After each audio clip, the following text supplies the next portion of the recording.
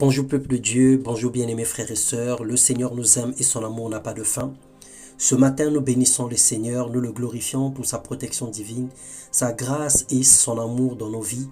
Il se manifeste chaque jour dans nos vies, il nous comble de sa présence, il nous bénit et nous sommes infiniment reconnaissants, nous lui rendons grâce. Le thème de notre méditation ce matin appelle au changement. Change ta position, Dieu changera ta situation.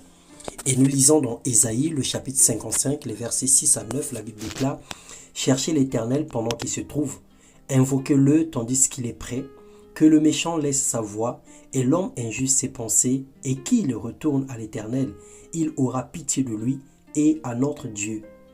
Car il pardonne abondamment, car mes pensées ne sont pas vos pensées, mes voix ne sont pas vos voix, dit l'Éternel. » Comprenez bien que la patience de Dieu est le salut des hommes.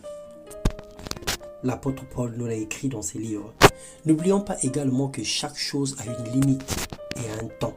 Il est arrivé un temps où, du rocher, il avait fait jaillir des sources et couler de l'eau comme des fleuves. Mais ils ont continué à pécher contre lui, à se révolter contre le Très-Haut dans le désert. Ils ont provoqué Dieu dans leur cœur en demandant de la nourriture à leur goût.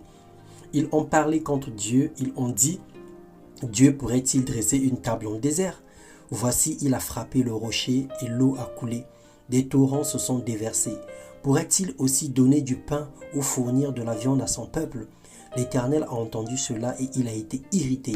Un feu s'est allumé contre Jacob et la colère a éclaté contre Israël parce qu'ils n'ont pas cru en Dieu, parce qu'ils n'ont pas eu confiance dans son secours. Selon le Psaume 78, les versets 16 au verset 22. Le jour de la colère de Dieu arrive. Le temps, c'est maintenant d'arrêter avec une vie clandestine qui ne glorifie pas Dieu, de cesser avec toute espèce de débauche, cigarettes, alcool qui détruisent le corps, ton corps qui est le temple du Saint-Esprit. Le temps de quitter un certain genre de vie, de stopper avec la sorcellerie, la magie, le vol, la prostitution et tout autre péché que nous commettons tous les jours. La Bible déclare que je dis donc marchez selon l'esprit et vous n'accomplirez pas les désirs de la chair.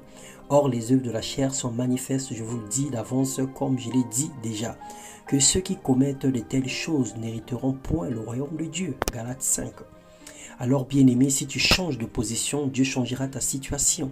Si tu te détournes des mauvaises voies, le Seigneur te relèvera et enlèvera ta honte. C'est maintenant que tu dois décider. Ne te pose pas la question.